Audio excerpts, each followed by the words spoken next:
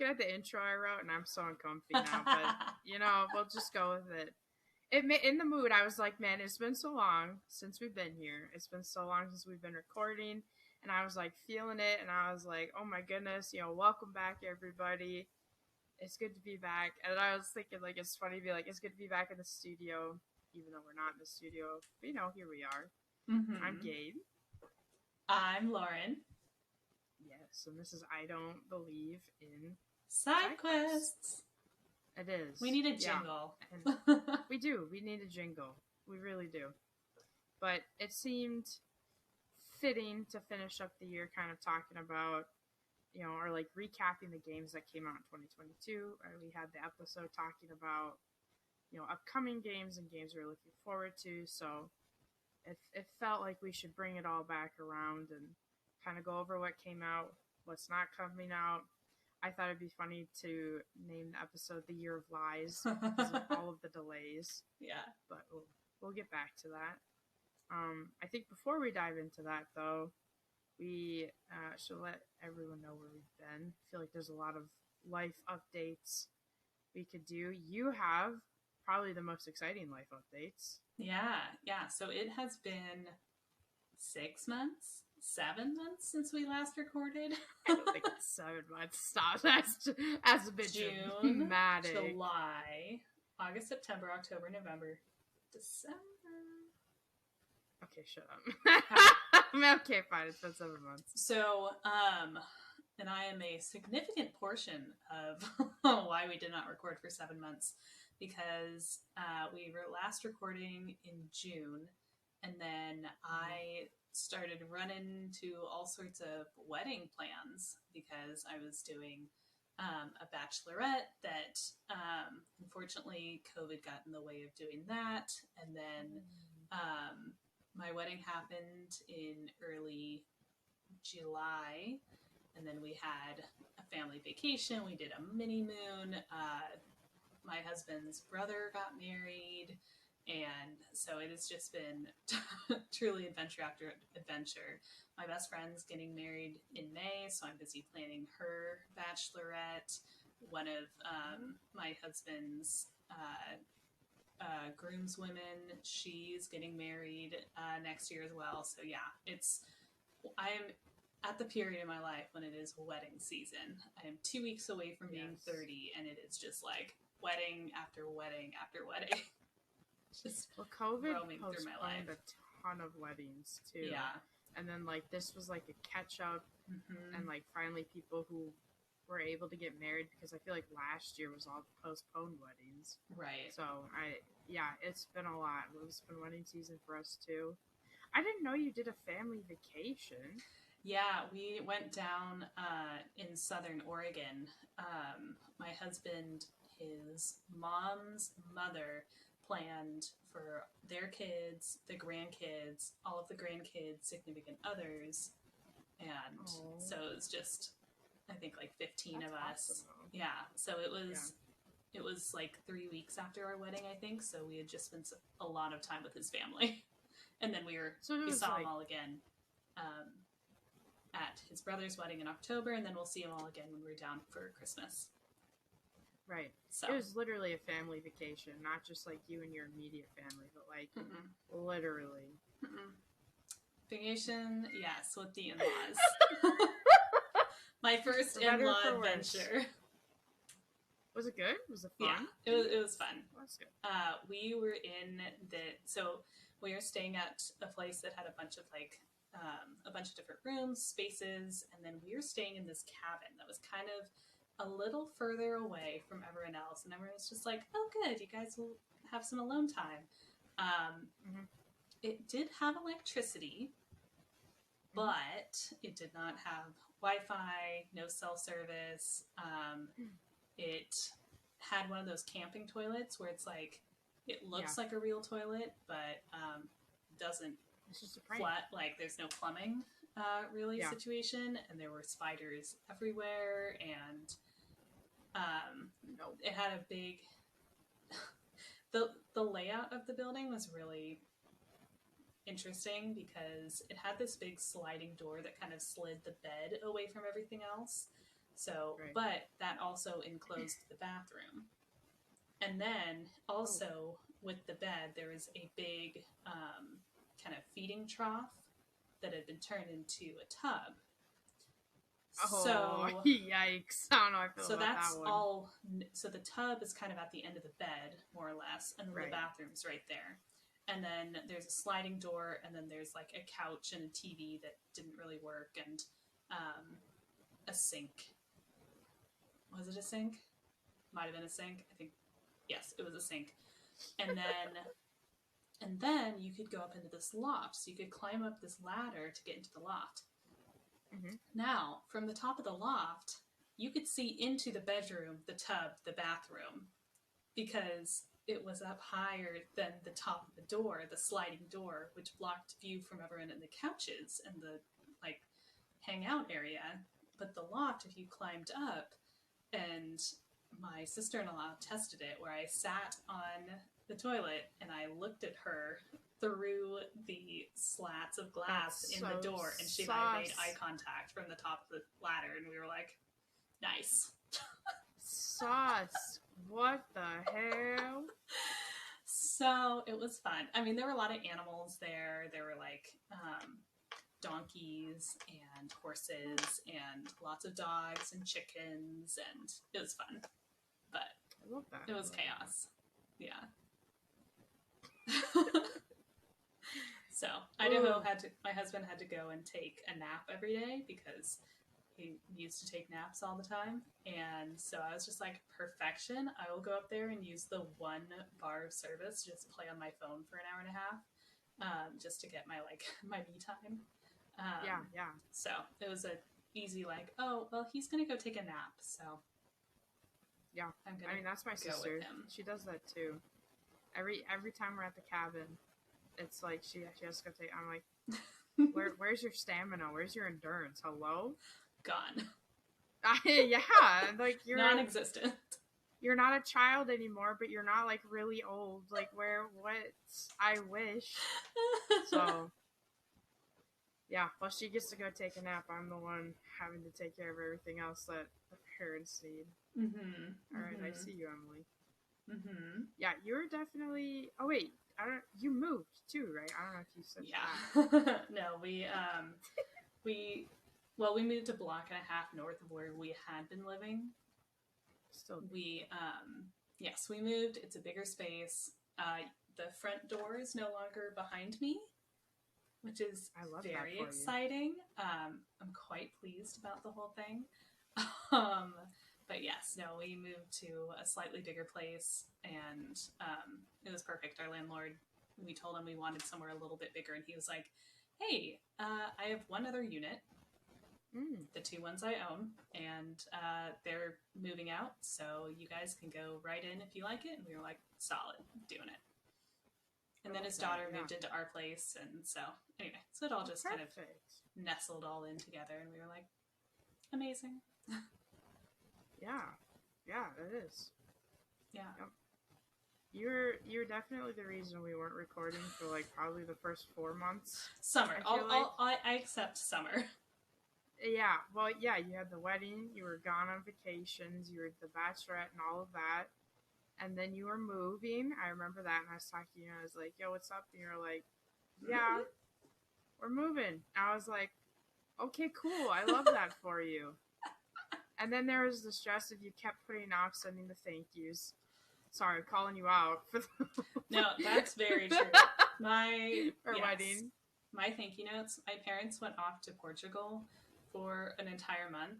And my mom was just like, okay, well, I'm going to order the thank you notes so that they are here so that you can send them out when I'm gone. She's like, I'm going to get them to you before I go. I really want to make sure I get them to you before I go. And I was like, yeah, amazing. And then she came back and I had not done a single one.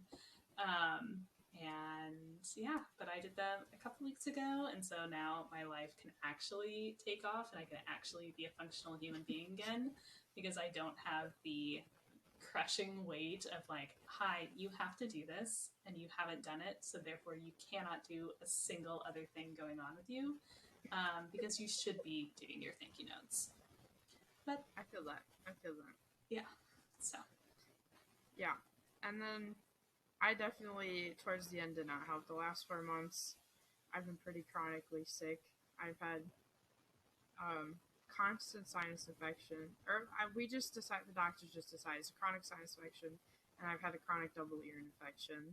Ugh. And EMTs are just booked up the wazoo. Like, I booked it, I think, a month and a half ago, or like a month ago from maybe today, and I not till the 22nd. The 22nd is not, and so, and I had gone through 4 courses of antibiotics. They gave up trying to give me antibiotics because they're like, it's not doing anything for you. There's no point. And I was like, yeah, it doesn't help. It makes me feel worse, the antibiotics, because I was getting all the side effects. I had done steroids. I mean, I have been doing it all for 4 months Ugh. to just try and stay somewhat good. You can kind of see the bags under my eyes. I can't get enough sleep. It takes everything in me every day to wake up, go to work, and then make it home. Like, I'm fine when I'm at work, but I feel it when I get home. I'm like, oh my god, my life's been sucked from me. And my parents just look at me and they're like, are you good? Like, Thursday and Friday, I'm not even joking. I'm a zombie. I am not existing. I sleep the whole weekend. So I've been a struggle. We were trying to record before today for like past 2-3 weeks, and I was like, I had a flare up in my ears, and I couldn't wear my headphones because like they've pretty much been kind of permanently inflamed, but like they don't always hurt as bad, and I'm kind of okay. And then sometimes I'm like, ooh, not today, Satan. So yeah, that's been great. Life's been a struggle. I've been really good on streaming. Like, I've been really consistently streaming and doing well. Good. And then it kind of fell apart. Yeah. And now I just try to stream when I can. But streaming is so cyclical. yeah, it's just, at some points you're just like, I want to do this all the time. You're feeling good. Yeah. You're having a good amount of your returning viewers and your friends that are coming back, and you're like, all right, we're all in sequence. And then like a few people stop watching or stop hanging out because they've got stuff come up in their lives, and then from there the energy just kind of like drops, and then you're like, well, maybe I'll kind of back up a little bit, like maybe I'll focus on doing some other things, or you just get excited by other things, or you maybe get burnt out by the whole thing, and so then you kind of slow down, and then and then at some point I feel that a game comes around that you get really excited about, and so then you want to start streaming all the time, and then your energy comes back, and that energy is infectious, and then everyone wants to come in and watch you, and so it's interesting. It is. I feel that. And then like when you're sick and already not feeling good, when there's the drain of maybe not a whole lot of, it's not really like wanting a lot of people to show up. Like, I do it for fun. I'm happy with what I get, but when you don't have a lot of interaction in the chat and you're already low on energy, not feeling great, that's when it gets really hard. Because I used to, when I first did it, like, I was fine. I could stream for hours and just talk to myself, and I was chilling. That's probably how I got my first 200-300 followers, was because way back when I used to stream, I could just I was fine. And now I'm like older, and my energy gets so sucked into other things that when I finally have the time to stream and want to, I need the little bit of boost of people in the chat. And when there's not, I know I'm just not doing great. And then even more recently, I feel like I'm a little more, like, I'm even less energy. And people are like, ooh, yikes. And I'm like, I just have to remind myself, I just do it for fun. It's okay.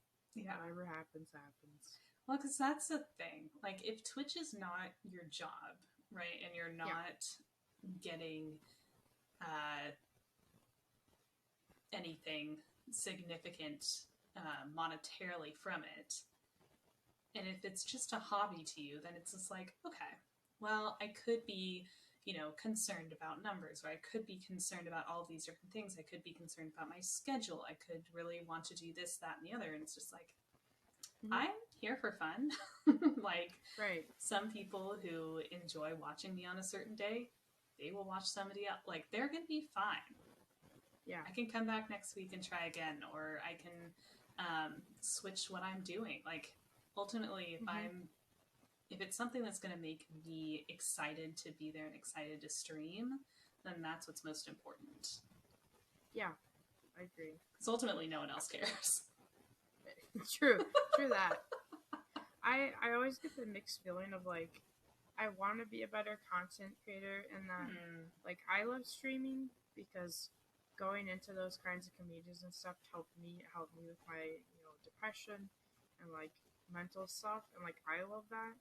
I love helping people, and I want to be able to help people, like to make their day, to make them feel loved and welcome and like not alone.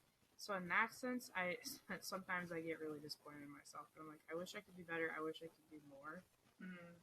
So like, it is for fun, and I'm not doing it because I want it to be my main job or anything. But I wish I could make more of a difference, if that makes sense. And so yeah. Yeah, I know. I always set a goal for myself to do a charity stream, but We could do one together. We could do one together. Maybe that's what we'll do. Because I know a lot of the people who I'm friends with and who are in my community roaming around, and I know where a lot of them have their interests and are putting their money in all of these other places. And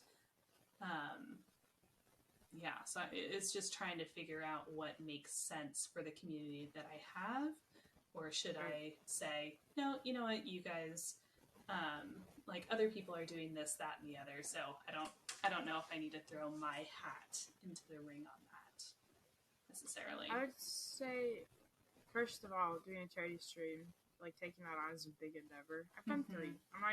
I'm a super tiny streamer, and I've done 3, and even then, it still feels like a big endeavor, because when you're a small streamer, you have the concern of like, what do I do to get people in and to like encourage them, because it's harder to come up with incentives when you're a smaller streamer.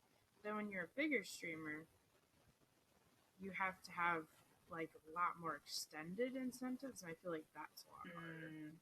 And so it's, I don't know, you know what I mean? Like, there's different, it's just a lot to take on. And I think, like, I understand, like, that's definitely a very business mindset, or, like, sorry, I'm not trying to say your business mindset, but, like, I'm appreciate that mindset of thinking, like, what would get my community to help a charity? But I also feel like you also have to think about you. Like, what do you believe in? What do you support? Because then you are fired up about it, right? And so the last one I did was with some of my Sea of Thieves friends, and it was for a charity that helped with human trafficking and all of that and stuff. And like, that's something that's really important to me, because that's just a huge problem in our world, and it's tragic. It is horrific, the things these people have to go through. And like, that could be any of us at any point. Like, you could go on vacation and get taken and put into that. Like, that's terrifying. That's awful. So anything that's something I really believe in. And so even though, I had a smaller community, and it's maybe not something they would have, not that they don't believe in it, but like, you know what I mean? Like, maybe that's not something they would typically be putting money into. Everyone showed up. If they weren't donating, people were promoting, like putting the stream elsewhere and like being there and being interactive. So I feel like ultimately you have to go with you. What do you, feel very strongly about? Because your energy will inspire other people's. So that would be my advice. Okay. Yeah, maybe you and I, let's chat about that. Let's, I'd love to. I love doing that. There's tons of different ways you could do them. Yeah. Cool. I don't know. Do we have any other life updates, or is that kind of? I feel like that was the main stuff. I was thinking maybe we'd want to wrap it up. Oh yeah, show your fish off. Sorry, show the fish off. I'll go for it. So, I just wanted to show off the fish that I got this weekend because he's hand carved and he's very cute. I know if you are listening to this, you cannot see him, but he is a wooden hand carved fish and he is very cute. And you can see him if you are watching our YouTube version of this episode. True. It's true. You can listen and you can see it. And you have subtitles on both. I mean, yeah, I like it. I like that we try to be versatile, open to anyone knowledge. I don't know where I'm going with that. Anyways, let's get into it. So I already said, why was I saying this is the year of lives? And that's just because, okay, so I don't know if this is true, but like to me, and keeping up with games, this year has felt like the most postponing of games. Mm-hmm. Like I know when COVID hit, we had quite a few postponing of games, but this feels like everything accumulated, and then like this year, it all caught up, and it's just been like, yeah, sorry, this isn't coming out, and I was like, and I feel like okay. I feel like marketing has chugged on, right? Like marketing has continued to be like, well, this is our schedule, we're going to do this, and then we're going to promote this, and then we're going to move on to this, and they haven't necessarily slowed down to understand what the production schedule is. Yeah. Like there's miscommunications between there. They're like, well, we're just gonna keep going. Yeah, or this is a standard. This is a standard timeline of doing this, and they're not, or they at least haven't been necessarily taking that into consideration. Of well, things are a little different. Our timeline's a little different since 2020. Yeah. So, yeah, I feel like after the pandemic and COVID, like life in general is just never going to be the same. Like that was such a ripple in everything, and this is just life now. Well, I think especially with the workforce and with crunching in the tech industry, I think I would be shocked if we went back to a kind of crunch mindset quickly or kind of across the industry. I'd be surprised if we went back to that, because I don't think workers put up with that anymore. Yeah. Well, I feel like the workforce has just changed a lot too with the pandemic, and like there's a lot of people wanting to work from home too. Like there's been a huge push, I think, for remote jobs and trying to figure that all out. And yeah, I think we'll be forever changed, for better or for worse. Yeah, that's true. Yeah. I thought we could start with the games we had kind of talked about in the last episode that were not in the last episode, but in the episode when we talked about games that were upcoming and the ones that we were kind of excited about but then got postponed. So I feel like the big one that you and me were both really interested in was Starfield. Yeah. And I'll recap. That was it was one of the Bethesda games. It's all in space. It's supposed to be like Skyrim in space. And I don't know if they gave a reason for the delay. It kind of, or like it was very vague, and so it seemed like they wanted to polish the game more. I don't know. I'm glad that's the impression that you got. What was the impression you got? Just we're not done. I don't know. Oh, well, I mean, yeah, yeah, that too. So it's a very I don't know if you've seen the TikTok of I think there have been multiple TikToks of them of women or acting like the person who never has anything done at work, and they're always just like, oh yeah, no, that deliverable, it's almost done, it's really close to being done, we'll totally, we'll sync on it next week, and like just always pushing it off because you're didn't quite finish that, keep it on the list, really close. That's fine. That's the vibe I get. Okay, I mean, fair enough, that could be. I know they delayed their other game too, Redfall. Mm-hmm. So it's totally possible.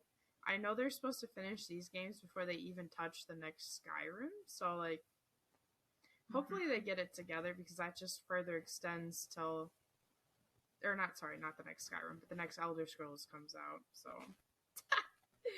The that's next Skyrim. I mean, that's pretty funny. Well, yeah, whatever. You know what I mean. I get it.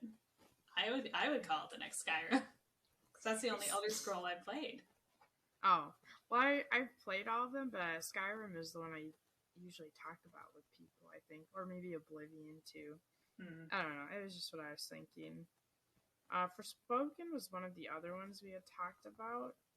The recap, I Ooh, was a young New dragons. Yorker transported to Athia, and there looks to be a lot of magic fun creatures like dragons. That was also additional polish and improvements. Pretty much the overall comment on why things were delayed was that.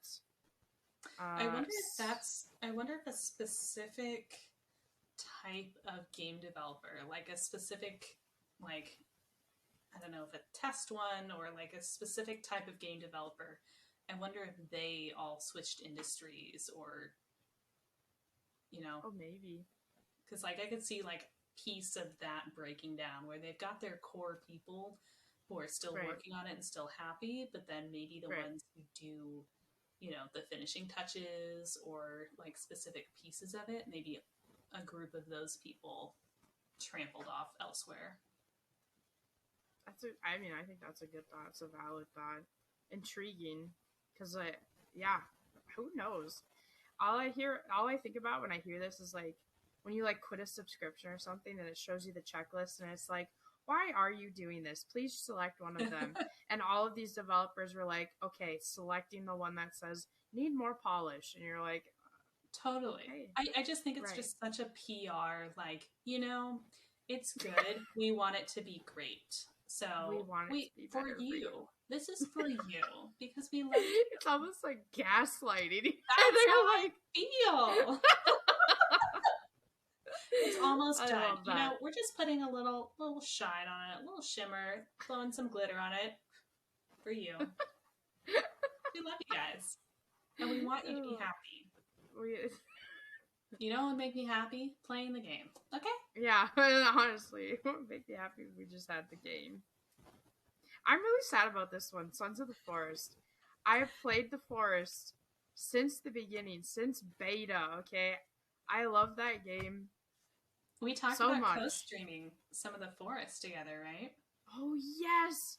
Yeah, because were we gonna prepare for the new one? We still can. I'm so about that. We still can. It's I've been played this pushed out. game. I know. I've played this game so many times. I've played through all the iterations from when they've added things and changed things. I mean, I love that game. And it still gets me. I still get scared. Cannibals are scary. The dark caves and the cannibals are scary. I am still. I don't think this is how it's going to be, but I am still hopeful Timmy is the main character of Sons of the Forest. Like, it doesn't have to be a direct sequel, but I still kind of hope he's kind of in it. Mm-hmm. Like, you'll understand if we play and you see the ending. I feel like you'll feel similar thoughts. I feel like the title, Sons of the Forest. Right? Like, it would make sense. Okay, it makes sense to me. I'm tracking you. Yeah, I feel like it has to be when you call it that. Like, when I saw it, when they finally showcased it and they were like Sons of the Forest, I was like, Timmy, I know a son. Man. I got him. I know. It's like Timmy.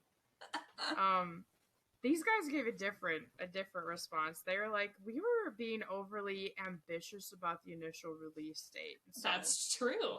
But it was like it's like a rewording though of what everyone else was saying. It was like they tried to make it like they were trying to take the blame.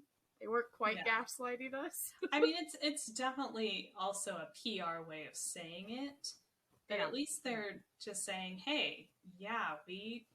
I feel like they're owning it. Yeah, and again, that says to me, "Hey, we were marketing this based on pre-COVID scheduling, and we have come to the conclusion that there is no way that's happening. So, we were overly ambitious. We're gonna keep trucking." Yeah. I respect it. I'm excited. I hope it's good. Honestly, so I hope it's not quite like what the Forest was when the Forest came out, because that was like, it wasn't bad. It just was super super base game. Like there wasn't a whole lot. Mm. So I'm hoping, like, it doesn't have to be, what the Forest was at when it was finally fully released. Yeah. I'm okay if we're still getting some like early game stuff, but I hope there's a little bit more than what the Forest was initially. I mean, the Forest held me because you knew it had so much potential. You knew what it was building up to, so I stayed with it. But I am a little hopeful we get a little more than that. Well, I feel like since it's a sequel, or since it's a part 2 or part 1.5 or whatever, they actually have stuff to work from, right? And they know what the players want to see, versus if the Forest, they were just like, maybe this, maybe that. Let's try this. Let's give them that. They might be a bigger team now. I don't know if they were like a super small team in the beginning, which is totally possible, and that's why it was. Is it their first game? I feel like it could have been. I can look. That was something I didn't pay too much attention to, but a lot of it, not to trivia question you. I don't remember if we talked about this one in that episode, but the Outlast trials. I don't know if it was actually supposed to come out this year or what was going on. I was under the impression it was supposed to come out this year. Okay. But I don't know if like I was just being dumb reading whatever people were telling me.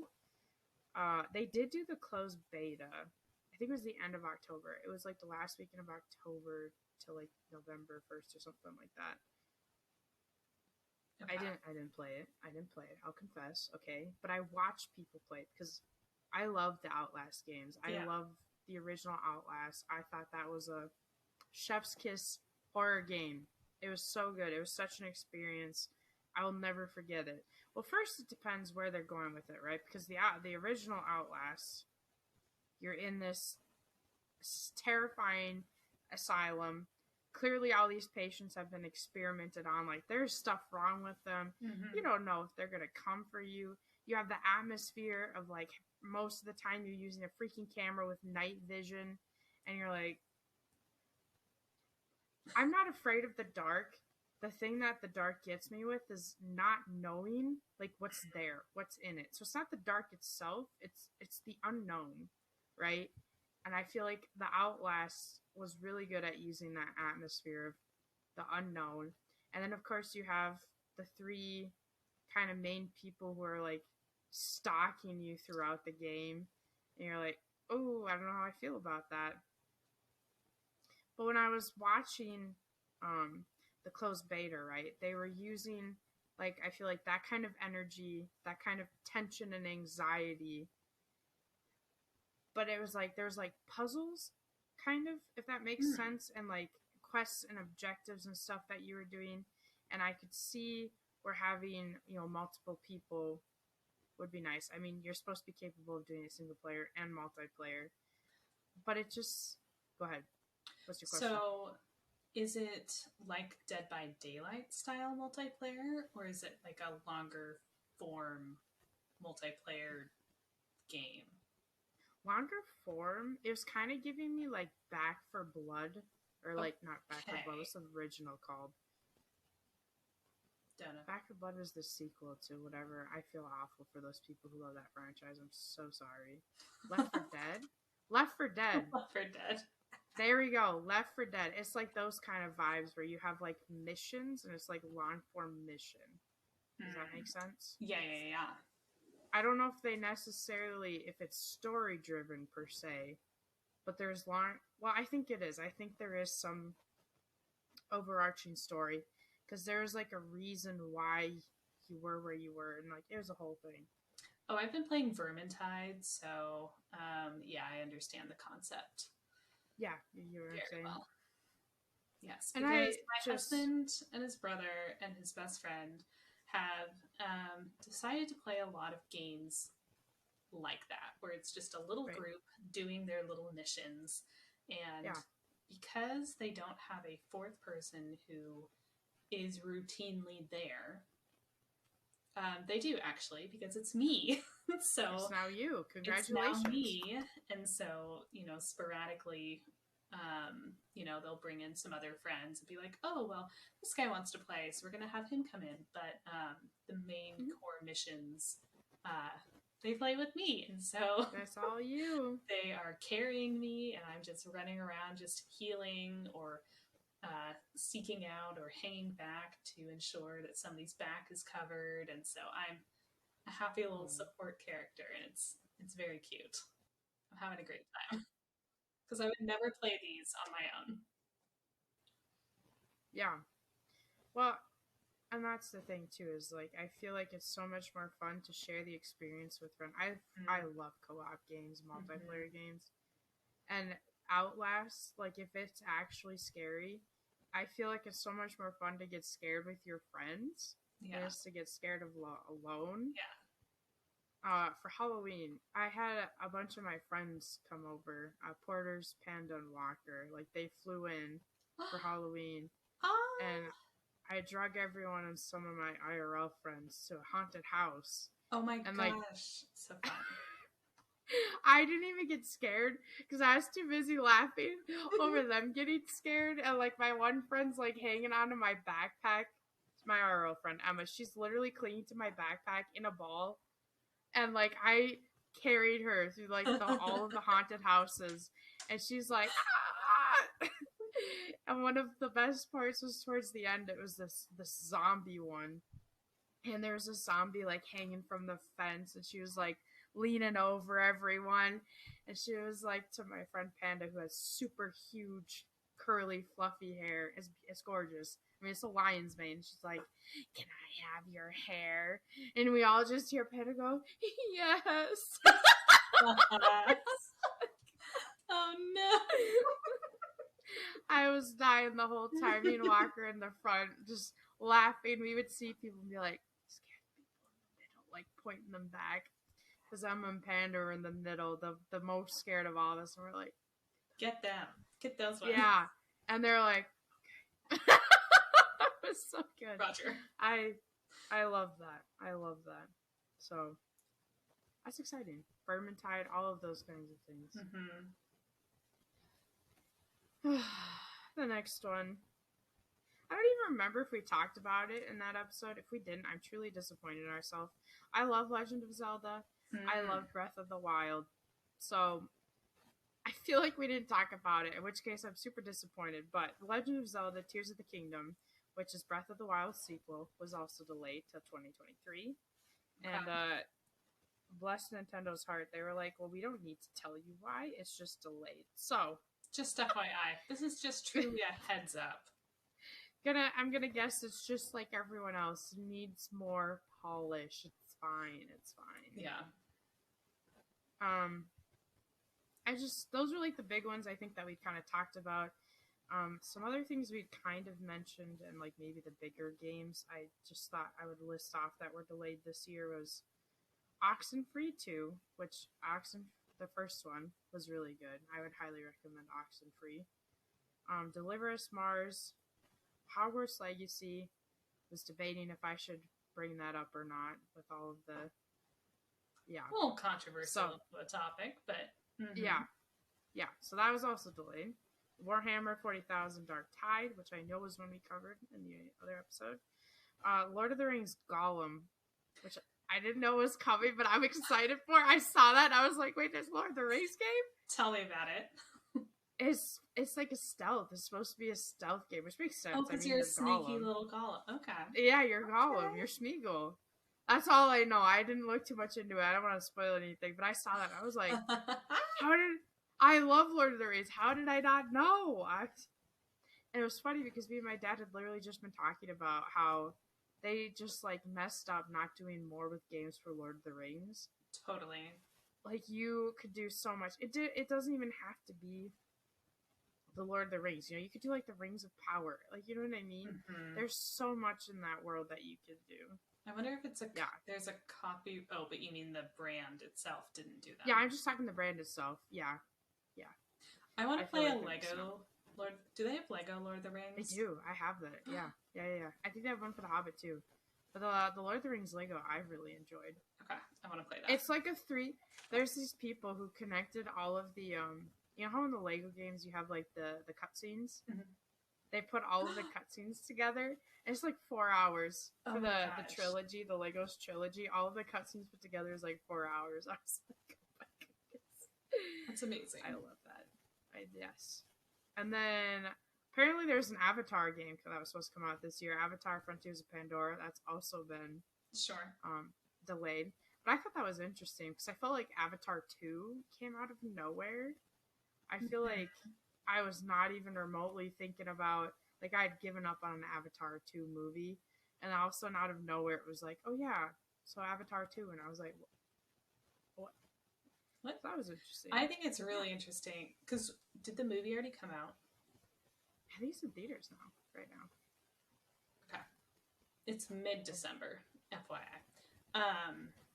So I mean, that tracks. It came out like New Year's, the original.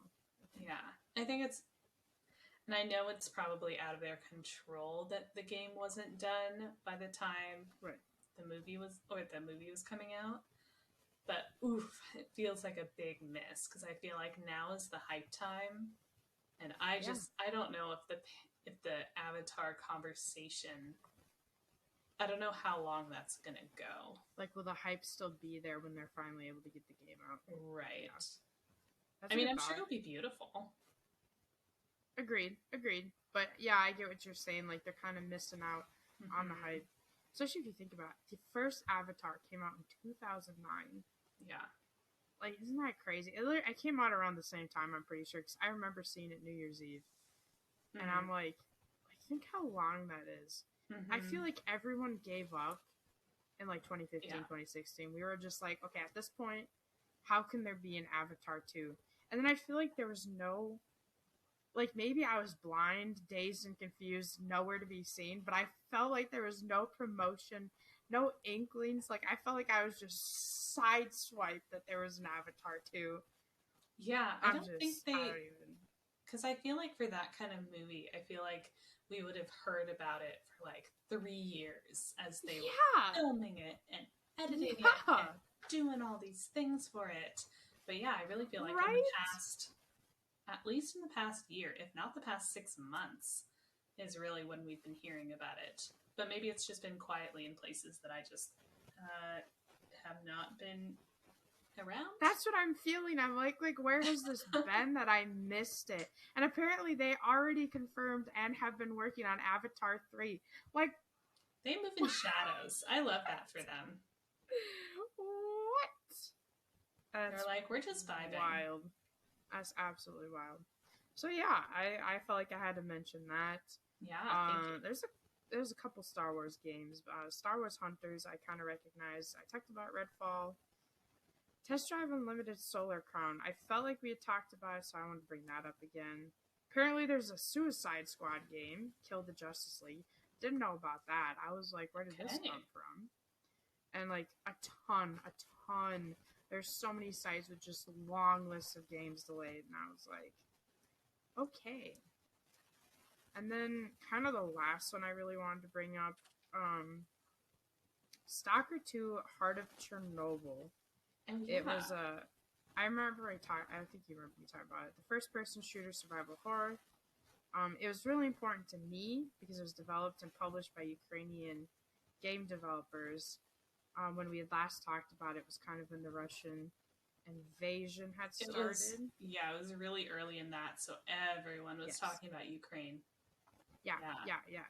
So, an update for that. It was previously planned for April 2022. Obviously, didn't happen because of the invasion, and I think they had initially delayed it kind of when that started going on to December 8th, but it was then further delayed to 2023. Like we said, the studio is based in Ukraine, forced pause development due to the ongoing Russian invasion, and some of the development team had volunteered for the armed forces to go defend the country. So that's kind of where we're currently at for it. Thoughts and prayers for them. Yeah. It's, yeah. I mean, I'm impressed that they even thought they'd be able to get it done in December, but given Well, all they of had, the stuff going on. I think if I remember right, they had been like evacuated kind of early on, like when things were going rough. They had been able to get out and they were in a different country. And I think that's why they were like, well, we can keep working on it. But then they were like, no, we need to go help our country. Yeah. Like, I respect that. So Well, I think everyone thought it would be I don't think anyone thought it would be what it would be. Yeah. I think people were just like, well, we're going to shame Russia and then they're just going to back off. Or like, Yeah. Anyway.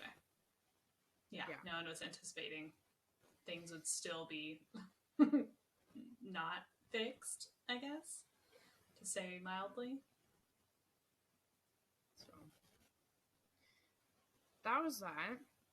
I felt like to spice it up, not spice it up, but to bring some joy back after thinking about all the depression of all these games being delayed. We could talk about what actually did come out and what we did get to enjoy and play. Steel Rising was the one I was originally most excited for when we were talking about it. And I did play it. I didn't finish it because of the sickness issues, right? But I got a good way through it. When did it come out? So, I don't remember now. Summer? You're asking so much. Summer? No, spring? Fall? September, maybe. October. One of them. I think it was September. That was the one that took place in Paris, 1789. It was the revolution, and it was being suppressed with bloodshed by King Louis and his merciless mechanical army, and you're the automaton Aegis. I freaking loved it. It was, okay, so it was like Dark Souls, right? I don't really like Dark Souls. I'm not a masochist. I don't want to go fight a boss for a bajillion hours and take forever to do it and hate myself. Mm-hmm. So this was like I don't want to say it was an easier Dark Souls, because it wasn't that it was easier, it was just different, and it wasn't so masochistic trying to fight the bosses. And I think I actually was more invested in the story and like what was going on, and like it was so fun being the automaton. You were so just like, you were like a tigress. You're so lithe and agile. And like I had the fans class, so I'm like dancing around with my fans, killing hoes, and I'm like, oh, I love this. I wish I could do this in real life. Oh my gosh, so I play it. I enjoy it. I would recommend it because it's not as the level of Dark Souls. I feel like it's a lot more enjoyable and could capture a wider audience. Because yeah, I would recommend. I would highly recommend. And you get to play as a lady. I think you can technically be a guy. I don't remember. It was a long time since I created my character, but I think you could be either gender, but I'm not 100%. But there was some customization of your automaton. Like, it wasn't a lot, but I feel like there was enough where you could feel, connected to your character. Mm-hmm. I think you would enjoy the game. I would recommend that one. Yeah, no, it sounds good.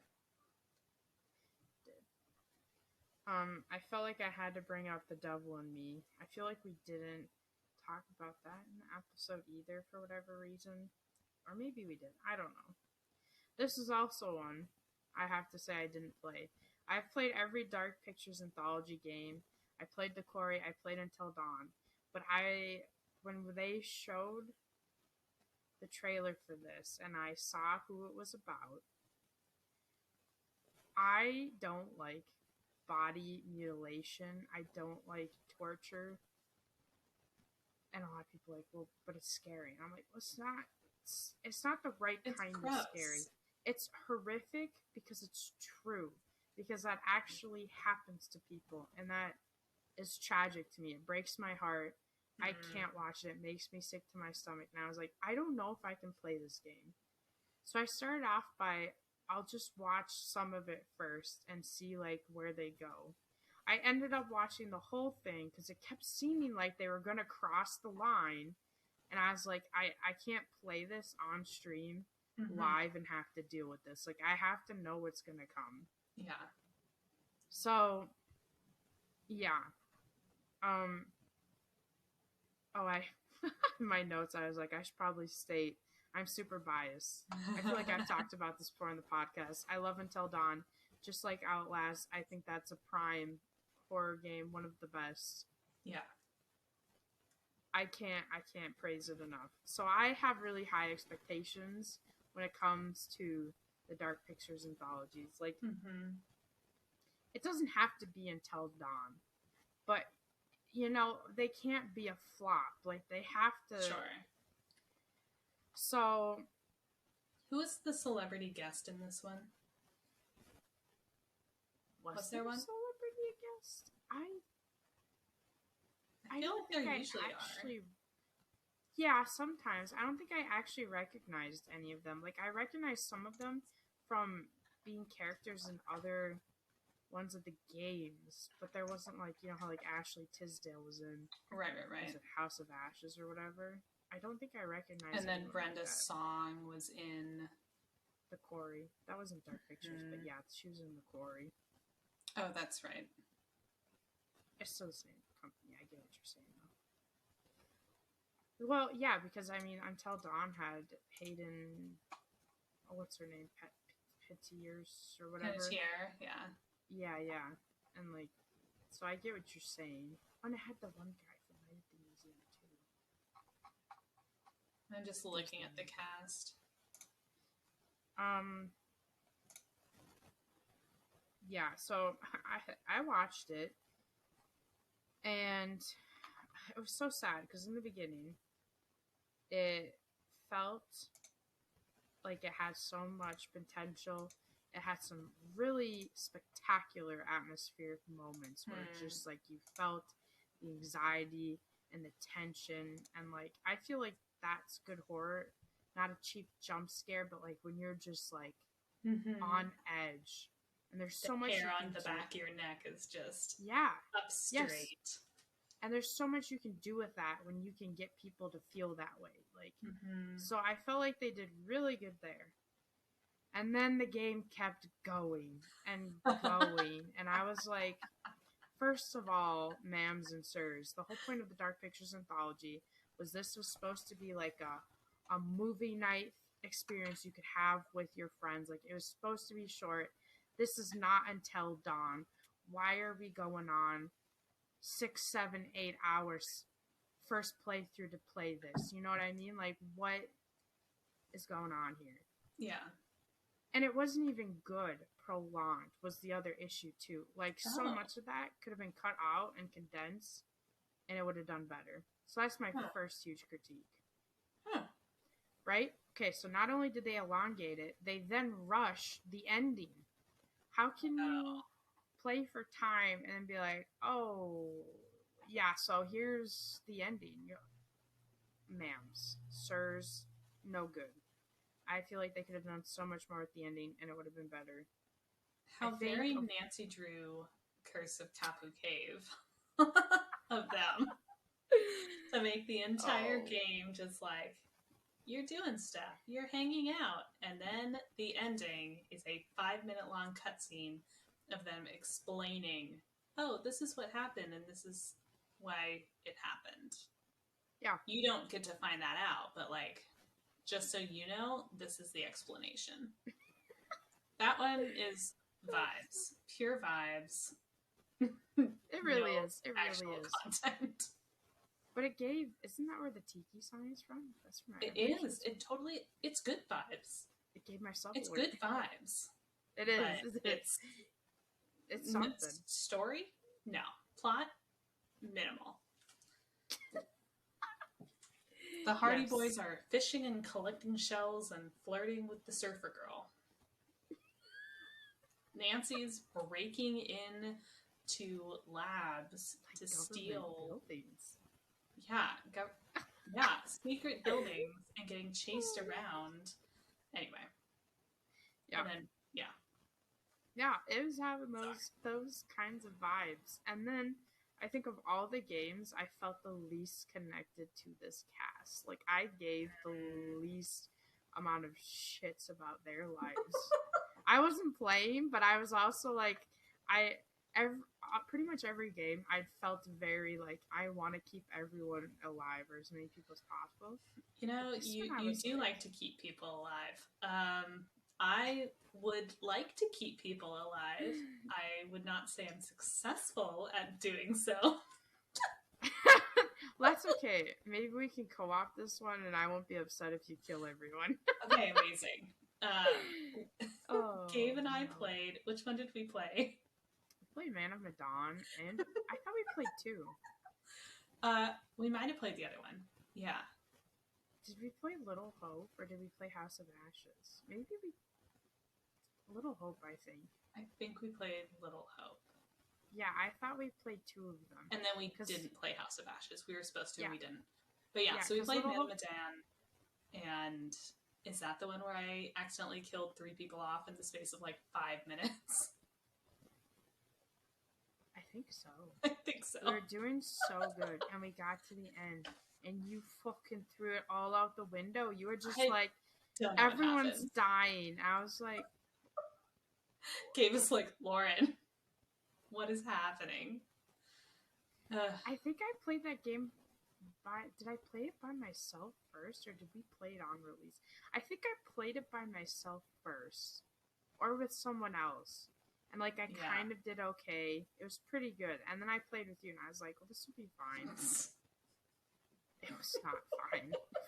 It was anything but it was that one. Yes, I remember it now. It was right towards the end. We were almost there, and you were just like, "You're dead. You're dead. You're dead." And I was like, "What are you doing? Why can't I help? Like, what is going on?" It was all the quick time events. I was choosing all of the wrong answers in the conversation because I didn't know. It's fine. It's fine. And the best part was like, you were coming from like a good place in your heart, especially like when you're doing conversational answers. You're like, just trying to help. This makes sense. And then all of a sudden the character would go way off from what you thought they were gonna do, and you're like, wait, what? I'm really bad at predicting plot points. Because I'm like, ooh, I think I know which direction we're going. It rarely is. I am rarely pointing in the right direction. It's fine. It is what it is. Mm-hmm. So, yeah. Oh, they did add... Okay, I thought this was cool. They added a new mechanic. Each character had their own specific tool to help them solve puzzles. Ooh. Like, that was interesting. They didn't do a whole lot with it, which is a little disappointing. But I felt like it spoke of potential, because that was the finale of Season 1, right? So then we're going to get Season 2 starting at some point next year. So I felt like it had potential for what future games would have, and that was exciting. Maybe they were seeing how people liked it before kind of going all in. That's fair. I mean, it takes it's not easy to create a bunch of puzzles that can only be done with specific this and specific characters, and I don't know. I mean, I have no idea how they design those games to be so movable depending on the characters. I think that's fascinating how they tie all of it together. So I'm always very impressed with what they do. I love that for you. You're like, yes. Yay, stories. They also had the Quarry come out this year. Mm-hmm. It's supposed to be the spiritual successor to Until Dawn. I can't remember anything, so I don't even know if that means I liked it or not. Like, I remember the game, but I don't remember my feelings on it. So it was either so bad, I blocked it all out. I thought it was okay. It was fine. It was another one where it was long. And there was a lot of... I think the beginning part was really long before things really started happening. So I think once you got into people being kidnapped or people disappearing or whatever, I think that was fine. But there was a lot of character building, I guess, that happened at the beginning, where people are having to like make choices to determine relationships, which would then affect later things later on. And I think a lot of people were just like, I'm ready for spooky scary, and then had to spend like 2 hours being like, oh, well, I'm going to be mean to her. And then my little dial is going to say, vengeful. Like that was like kind Yeah. of the first 2 hours is making those kind of character decisions. So I think if Which you're playing which with really multiple affects, people, right. that's fun. But if you're playing just by yourself, you're like, okay. Right. So I think it was above a Dark Pictures anthology because when they do that, like you actually affecting the relationships, it Mm-hmm. affects how things happen later on and what you can do later on. So as frustrating as it is a good build up for how you can just completely mess yourself over at the end or Totally. save yourself. And I felt like in that one, I connected more to the characters. I cared more. I think I pretty much liked them all. So that was good. Yeah, I I think liked if the you're, vibes.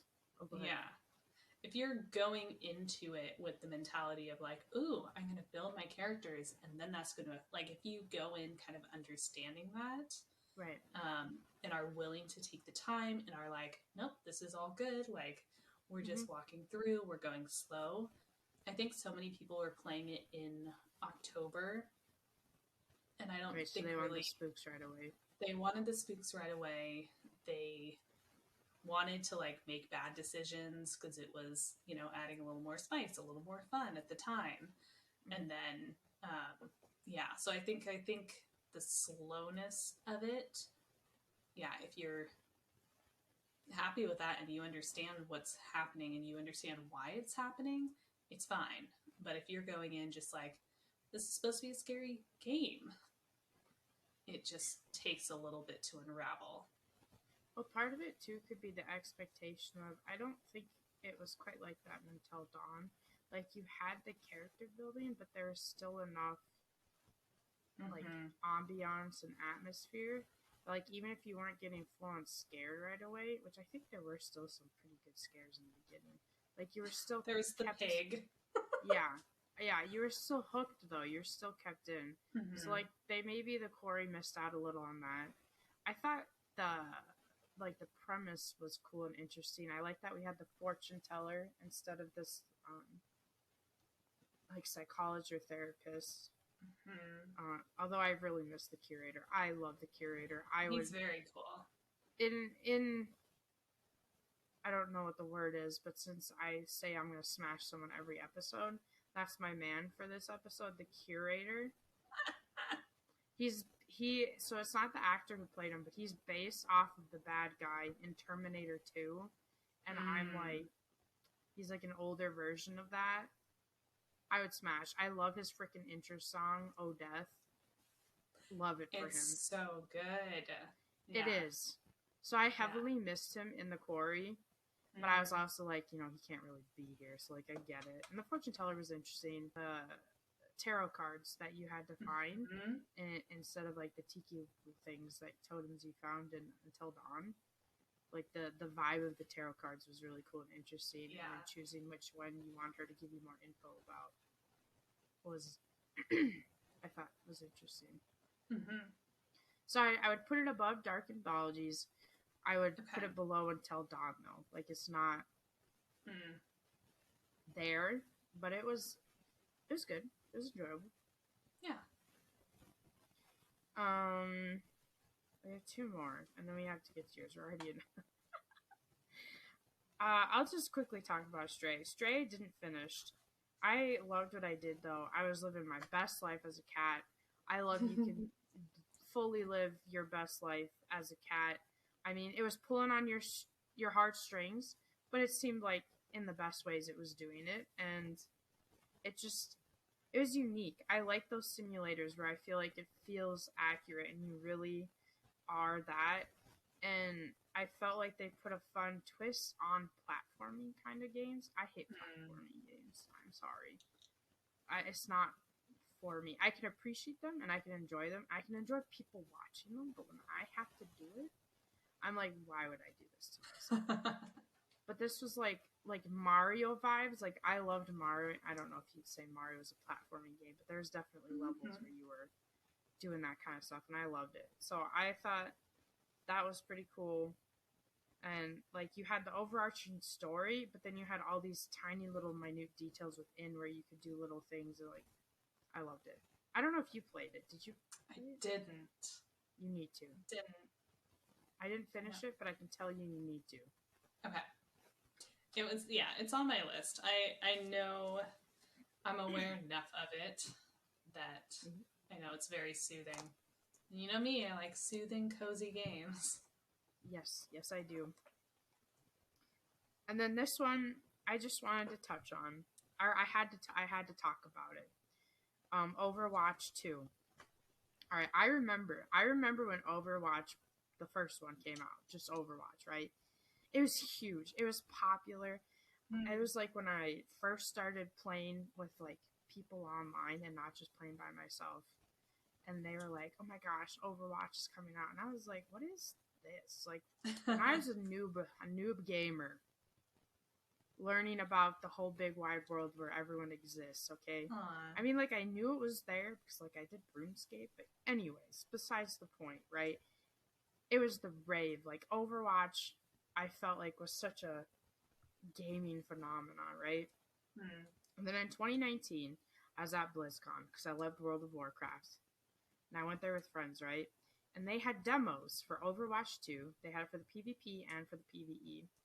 And the PvE, I was like, dude, this is so cool. Overwatch with a campaign. Because I wasn't quite into shooter games yet. I wasn't so much FPS.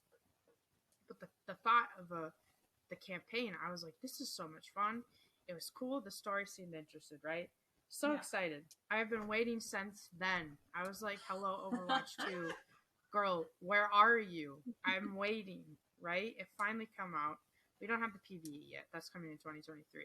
But we did get Overwatch 2. And it was like, it felt like a re-emergence of Overwatch, you know? Like, they'll never completely recapture the magic of when Overwatch came out. But it, you know, it gave the vibes, you know? Yeah. I felt the nostalgia. It was mixing, I feel like, the good parts of the old content, but we were also getting new content. They changed the format to 5v5, which I kind of like.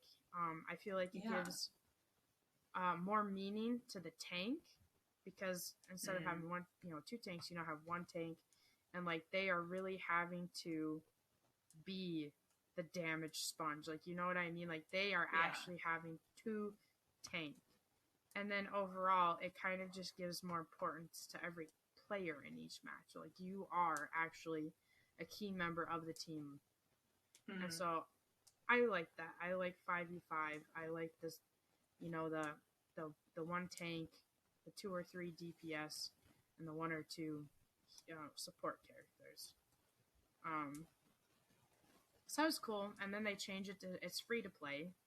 And then they added having the battle pass, right? So instead of the paywall being you buy the game, the paywall is the battle pass, but it's not like you pay to win. It's just pay for cosmetics and all that kind of stuff. So those were my big ones. Would you like to talk about your guys? You have to talk about the bunny game. I know.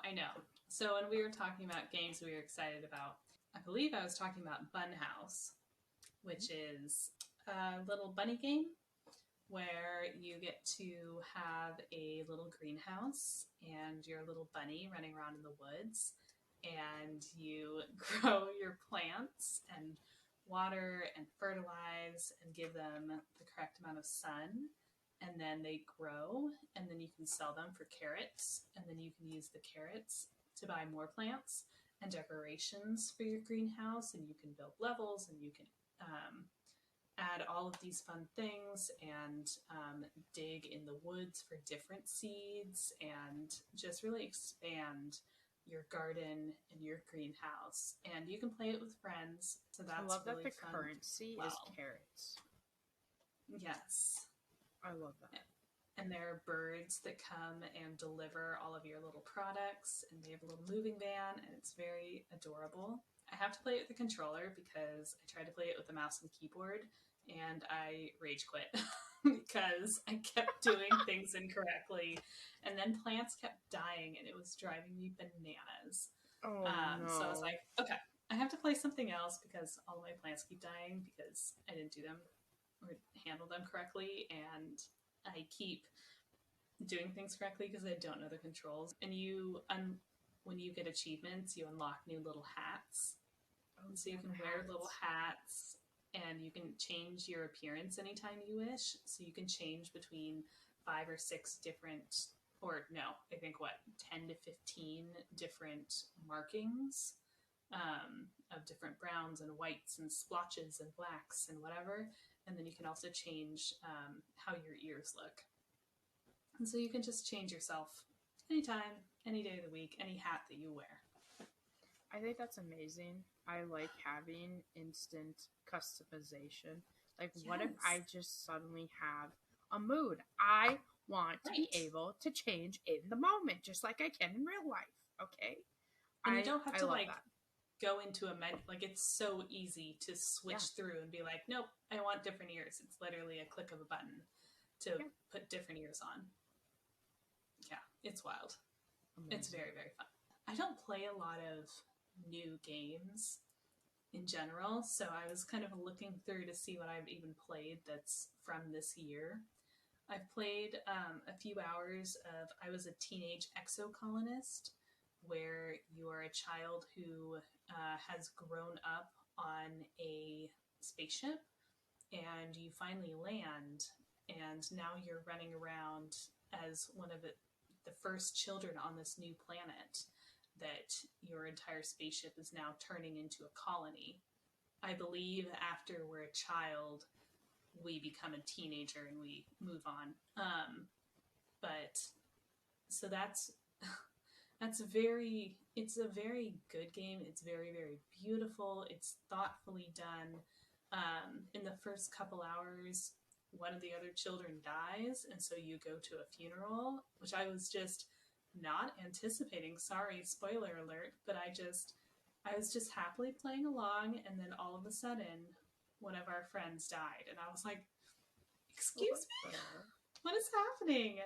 So I went to a Oh, funeral. I was very upset. I One of the other games I played was Cult of the Lamb, and I know that was a very popular game yes. that came out this year. So that's probably the most popular of the games that I played this year. It's very enjoyable. If you stream, you can have your Twitch viewers come in and join your cult as you run around, and you're a lamb. And so if you played Hades or any of that style of game, that's what the dungeons are like. But then Okay. you go around and build relationships with your cult, and you do all sorts of wild things. Like you can set up so that you get extra affection points from them if you sacrifice one of your cult members. And so it's all very tongue in cheek, goofy, but you are for sure a bad guy. And I think that's really fun that you are working for a bad demon, and all of the so-called good gods who were trying to get rid of you because you were a bad guy. They're like, what do you mean you're back? And you're running around defeating them. So you're kind of being a soldier for evil. And I I just think that's fun because that it's is. very cute. It's very, very cutely drawn and cutely animated. But then you're just doing horrific acts. I really want to play that game. That's one I haven't been able to get to, but it's definitely on my list of Mm-hmm. ones I want to do. More on the point and click style of games. Strange Horticulture, if you are unfamiliar with that game, it's another plant game, so we have a bit of a theme going on.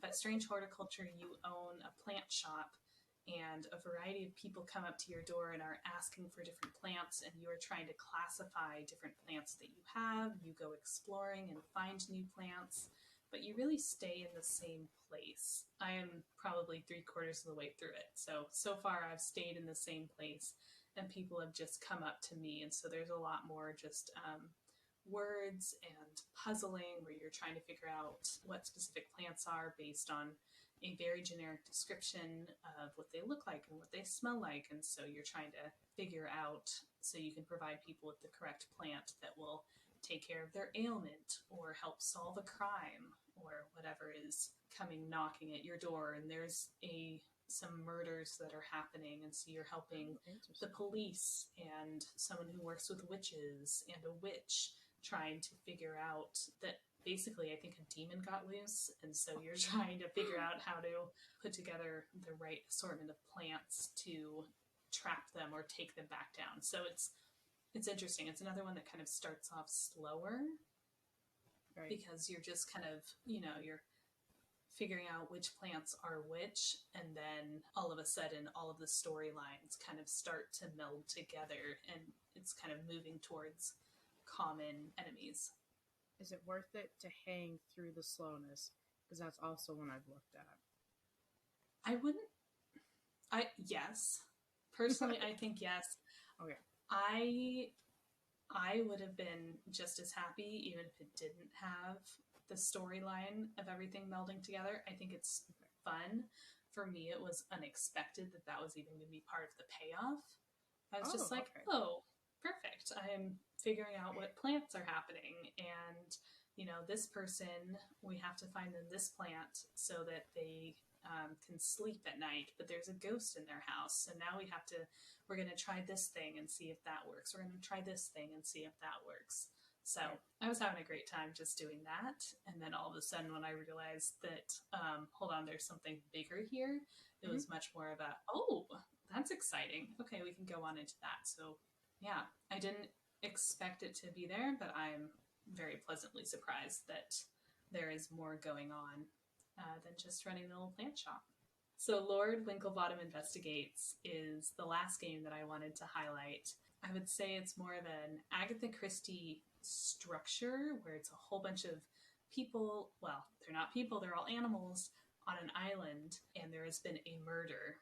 And then a Sherlock Holmes and Dr. Watson duo, who are respectively a giraffe and a hippo, show up to investigate, ask questions, interrogate people, and ultimately solve the crime. That one also has kind of a bigger story going on at the end, which is unexpected.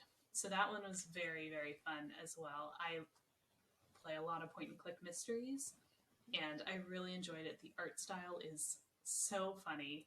It's so silly. It's so goofy. It does not take itself seriously at all. And there are lots of jokes, specifically about being animals in there. So if you enjoy mysteries, what I recommend is it. Lord Winklebottom? What is a giraffe? Oh, he is the giraffe. Okay. Yeah. I love that. Yes. It's good. No, he'll like eat there's a part where they're interviewing somebody in a conservatory, and he'll eat a leaf, and then later the gardener will get mad at him for eating the leaf, and he's just like, sorry. I'm a giraffe, dude. I eat leaves. Exactly. No, it's very, very silly, and all of the characters in it are very stereotypical. Like, there's this grumpy old lady who's an old actress, and she's a pelican. Oh. And then we have an ostrich. I think she's an ostrich. I don't remember. And she has a crystal ball, and she's like the mystical one. Yeah, so it's very fun. There's a cat and just a ton of different animals that are all making jokes about things that would affect them as that type of animal in different situations. It actually sounds interesting. And I like that they aren't taking themselves too seriously and like using them being animals to create humor. Yeah. It's ridiculous, and they're intending it to be ridiculous. Right. So, yes. I love that. All right, I thought before we end it, we can maybe talk about kind of our thoughts. I mean, I know, so what we still have kind of thought out for upcoming Nancy Drew Season 2 review, which I think will probably be 2 parts. I think any of our reviews of that. At some point, we will do the Nancy Drew Season 3 review, and Season 4 just finished their last recording yesterday. I think their last filming. So I'm thinking, I mean, we could get it anywhere from January to spring, I think, is when season 4 will come out. It is the final season of Nancy Drew. Sad. That one we might do episode by episode. We could, yeah, bring it up a little bit each, yeah, if we wanted to. So that is interesting. Probably in the beginning of 2023, we'll do like what we did of looking into the year, what's to come, what are we excited for, and all of that. I think that's interesting. You start the year off, what's there, and ending with that. It's good for me to know at least, because otherwise I won't know. Fair enough. That's fair. But then, yeah, 2022, I felt like it was a solid year. It wasn't horrible. It wasn't great. It was just a solid. We made it. I mean, it might have been great for you. You accomplished a lot. I hope it was great for you. Congratulations again on the marriage. Thank you. You're welcome. It was. Yeah, there was a lot going on. It was a lot. It was a lot. It was one for the record books, that's for sure.